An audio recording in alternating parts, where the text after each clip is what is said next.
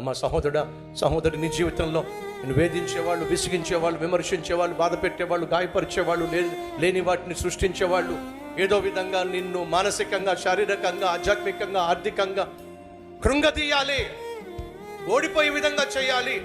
వాళ్ళు శతవిధాల ప్రయత్నం చేస్తారు. వాళ్ళ ప్రయత్నాలు వాళ్ళని చేయనివ్వండి. కానీ నీ పక్షమున వ్యాజ్యమాడేవాడు ఒకడున్నాడు, పోరాడేవాడు ఒకడున్నాడు, నీ పక్షమున నిలబడి నీకు విజయాన్ని ఇచ్చే దేవుడు ఉన్నాడు.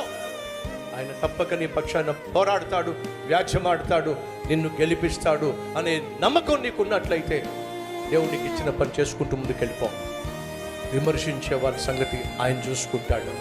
ఆయన నీకు ఇచ్చినటువంటి బాధ్యత, నీకు ఇచ్చిన సాక్ష్యం, నీకు ఇచ్చినటువంటి సేవ, నీకు ఇచ్చిన కుటుంబం, నీకు ఇచ్చిన ఉద్యోగం, నీకు ఇచ్చిన వ్యాపారాన్ని నమ్మకంగా యథార్థంగా చేసుకుంటూ ముందుకు సాగిపో. అంతేగాని నువ్వంటే గిట్టని వాళ్ళ గురించి, నువ్వంటే ఇష్టం లేని వారి గురించి ఎందుకు అనవసరంగా ఆలోచించి సమయాన్ని పాడు చేసుకుంటా, మనసును పాడు చేసుకుంటా, ఆరోగ్యాన్ని పాడు చేసుకుంటా, ఆత్మీయతను పాడు చేసుకుంటా. ఒక్కసారి ఆలోచించు.